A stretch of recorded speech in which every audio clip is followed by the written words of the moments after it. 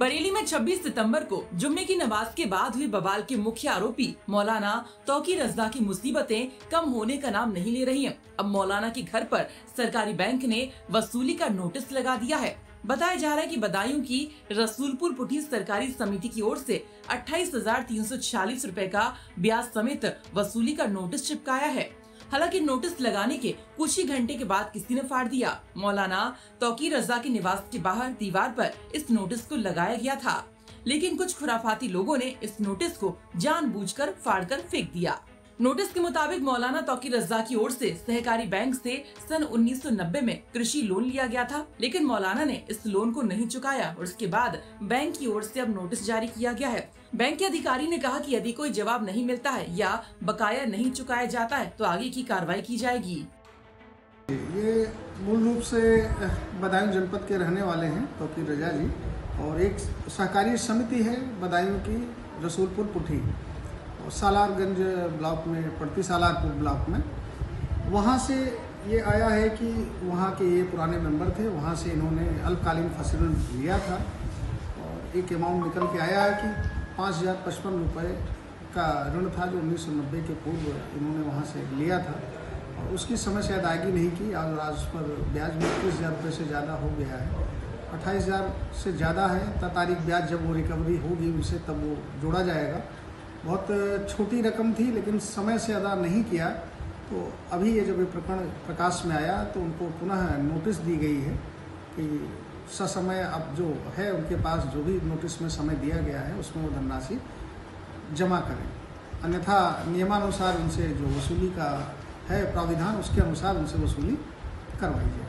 बता दें कि अभी तक बरेली प्रशासन की ओर से लगातार कार्रवाई हो रही थी, तो अब सहकारी बैंक की ओर से भी कार्रवाई शुरू कर दी गई है। दरअसल मौलाना तौकी रज़ा बरेली हिंसा का मुख्य आरोपी है। हिंसा के बाद जिसे पुलिस ने अरेस्ट कर लिया था, मौलाना के साथ उसके करीबियों पर भी बरेली प्रशासन कार्रवाई कर रहा है और इसी कड़ी में आज भी मौलाना के करीबी पर कार्रवाई हुई।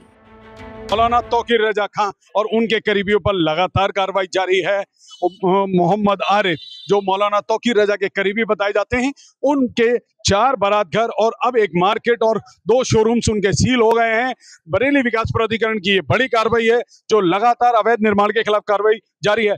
किस तरीके की कार्रवाई है ये? मोहम्मद आरिफ के द्वारा जो दुकानें अवैध तरीके से बनाई गई थी, 15 दुकान यहाँ पर, 2 दुकान फ्लोरा गार्डन के पास थी, वो सीलिंग काले को 17 दुकानें सील की गई बीडीए के द्वारा।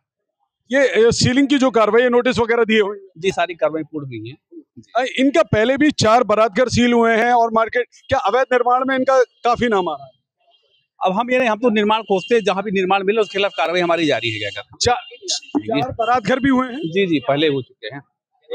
हाँ, ये मोहम्मद आरिफ के खिलाफ कार्रवाई लगातार जारी है और उन जैसे कई अन्य लोग जो प्राधिकरण से बिना मंजूरी के बिल्डिंग बना लेते हैं, बड़े बड़े बारात घर बना लेते हैं, उनके खिलाफ ये सीलिंग की कार्रवाई जारी है। आप देख सकते हैं ये बड़ा मार्केट है। इस मार्केट में करीबन जो बताई जा रही हैं 34 दुकानों के आसपास बताई जा रही हैं इसमें, और क्या कहते हैं, इसको लगातार सीलिंग की कार्रवाइयों का सामना आरिफ कर रहा है। आरिफ मौलाना तौकी रज़ा का करीबी है और साथ ही उसके बारे में एक बात कही जाती है कि वो हमेशा विवाद के केंद्र में रहता है। पहले जब अतीक अहमद का विवाद यहाँ उठा था तो अशरफ का जो साला है सद्दाम, उसने भी फाइक एनक्लेव में पनाह ली थी और तब भी नाम उछला था, लेकिन पुलिस ने कुछ कार्रवाई की और बाकी कार्रवाइयां अब भी जारी हैं। आरिफ के खिलाफ और भी सीलिंग के मुकदमे हैं, एक मामले में उन पर सीलिंग की कार्रवाई भी हो रही है और इस तरीके से लगातार उनका विवादों में नाम आ रहा है। मौलाना तौकी रज़ा के साथ जुड़कर उनका नाम लिया जा रहा है और इसके चलते उनके 4 बारात घर, Flora Garden, Skylark Hotel, farm lawn और एक अन्य बारात घर उनका सील हुआ। एक मार्केट आज सील हुई है और 2 शोरूम उनके सील हुए हैं। इस तरीके से ये कार्रवाई जारी है। पुलिस प्रशासन के अधिकारी मौजूद हैं, इसमें मजिस्ट्रेट मौजूद है, पुलिस है, बरेली विकास प्राधिकरण मौजूद है और इस तरीके की कार्रवाई लगातार जारी है। अब प्राधिकरण के साथ साथ पुलिस और प्रशासन के अधिकारी, आपसे जानना चाहेंगे आप यहाँ पे किस वजह से? वीडियो वाली टीम अभी यहाँ पे अपना वो कार्रवाई कर रही है।